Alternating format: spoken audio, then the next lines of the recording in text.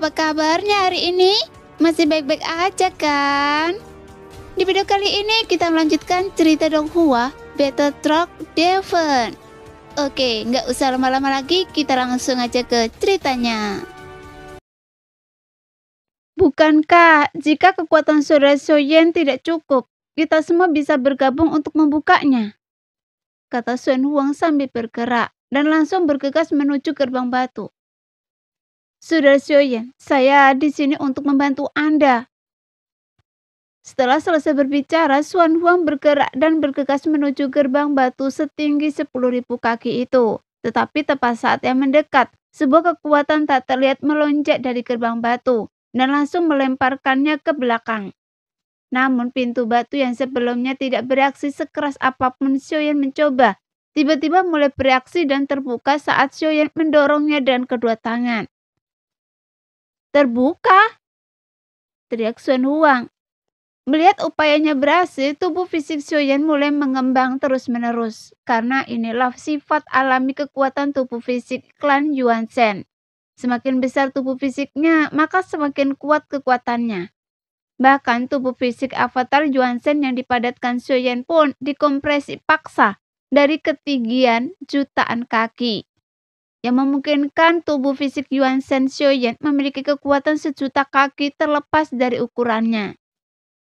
Inilah tubuh fisik klan Yuan Shen super raksasa yang telah dipahami Xiaoyan. Ketika avatar Yuan Shen menerobos ke alam kuno, namun kenyataannya mendorong gerbang batu itu tidak terlalu menguras tenaga Xiaoyan. Sebaliknya, Xiaoyan merasa gerbang batu seperti sedang melawannya. Dan setelah cukup waktu, pintu batu itu perlahan terbuka.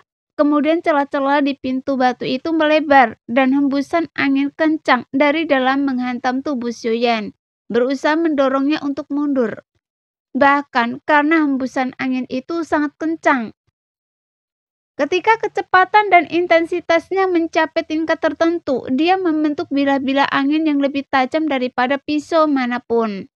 Awalnya bilah-bilah itu hanya meninggalkan bekas luka di kulit Xiaoyan, tetapi seiring bertambahnya kekuatan angin yang semakin kencang, bilah-bilah itu mencabik-cabik daging Xiaoyan.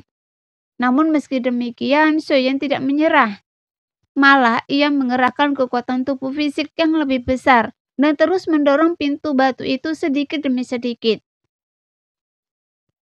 Hanya saja, sebuah hembusan angin kencang berembus saat pintu batu itu terbuka sepenuhnya dan langsung memaksa Xiaoyan terbang menjauh ke belakang dan meninggalkan tubuh Xiaoyan penuh luka. Untungnya pintu batu itu sekarang terbuka sepenuhnya.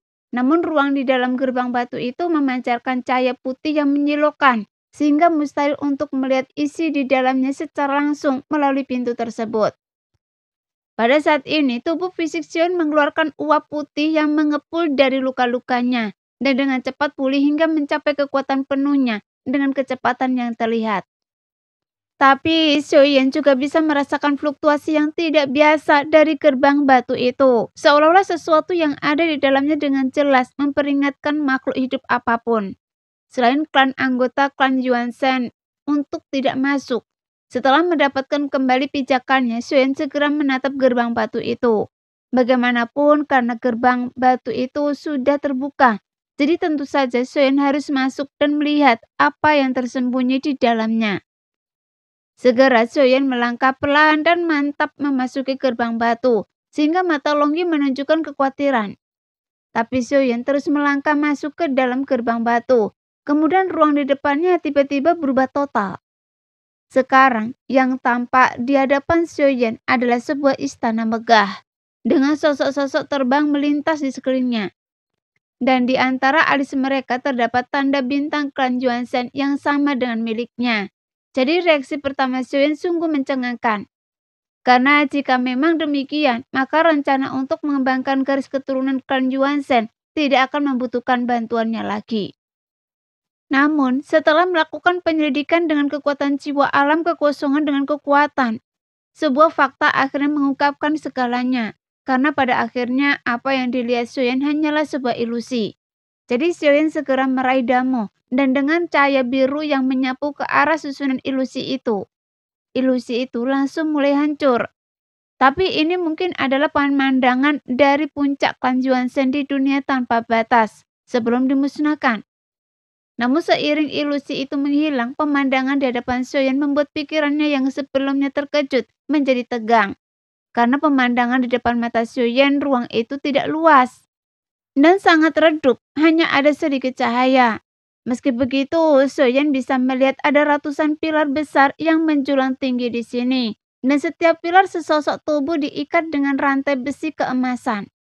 Namun sosok-sosok ini telah layu dan karena tidak ada angin, pakaian mereka masih utuh, tetapi tidak ada lagi jejak kehidupan di sini. Pada saat ini, Xiaoyan memandangi sosok-sosok ini dan semuanya memiliki tanda bintang unik klan Yuanzhen di antara dahi mereka. Setelah Xiaoyan mengamati lebih dekat, dia segera menyadari bahwa beberapa di antaranya memiliki 9 tanda bintang dan melihat lebih jauh. Xiaoyan bahkan melihat bahwa beberapa di antara mereka adalah anggota klan Yuanzhen yang berada di alam kuno. Sehingga Xiaoyan pun berpikir dingin bahwa gerbang batu ini bukanlah tempat perlindungan bagi klan Yuanzhen, melainkan lebih mirip altar pengorbanan.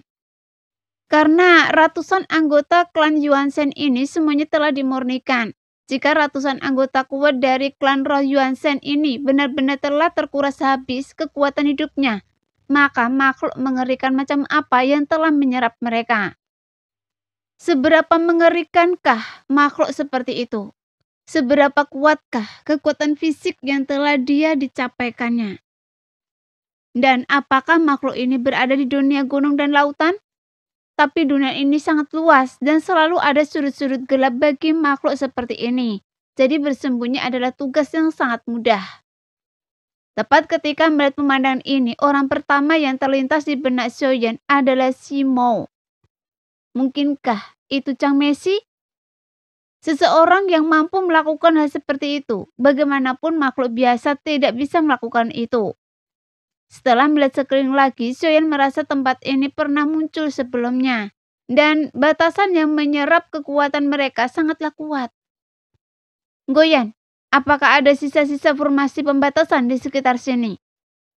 Xiaoyan menjentikkan lengan bajunya dan mengeluarkan Goyan. Karena sejak tiba di dunia gunung dan lautan, Goyan tampaknya telah pulih cukup besar. Bahkan dia tidak lagi tertidur lama setelah menggunakan kekuatannya. Segera cahaya biru dari mata Goyan menyapu dengan liar, kemudian memperlihatkan beberapa tanda rune yang rusak. Saat cahaya biru menutupinya, tanda rune ini mulai terbentuk. Perlahan-lahan berubah menjadi susunan yang lengkap. Apakah susunan ini dari klan Ximing lagi? Tanya Xiaoyan dengan ekspresi serius. Benar, susunan ini adalah susunan jahat, bukan susunan melahap, melainkan susunan pemurnian iblis. Jawab Goyan dengan serius. Susunan pemurnian iblis yang menyerap darah dan ki ratusan anggota kuat klan Yuanzhen untuk memurnikan iblis. Xiaoyan merenung dan bertanya. Seharusnya begitu. Bagaimanapun klan Ximing sangat ahli dalam penyembunyian. Meskipun jumlah mereka sedikit, tapi setiap anggotanya sangat kuat. Bunuh 1000 pisau, sebaiknya Anda berhati-hati dalam masalah ini. Jika tubuh fisik saya bisa direkonstruksi, saya tidak perlu takut pada mereka. Goyan segera memperingatkan Xiaoyan. Bisakah Anda menyelidiki apakah formasi ini akhirnya berhasil? Xiaoyan terus bertanya pada Goyan. Lihat, apakah ada petunjuk lain? Formasi ini akhirnya dihancurkan oleh sesuatu kekuatan. Pasti iblis itu yang merusak segel dan pergi. Jawab Goyan setelah beberapa kali melirik, yang membuat Xiaoyan tercengang. Karena mampu melahap klan tahanan roh, dan menurut Goyan, klan tahanan roh dikalahkan oleh klan Ximing, dan dilahap dalam jumlah besar. Tampaknya klan pembunuh takdir bahkan lebih kuat. Meskipun penguasaan Goyan terhadap batasan sangat tinggi, tapi bisa memusnahkan klan tahanan roh yang menunjukkan bahwa klan Ximing telah melampaui kekuatan klan tahanan roh.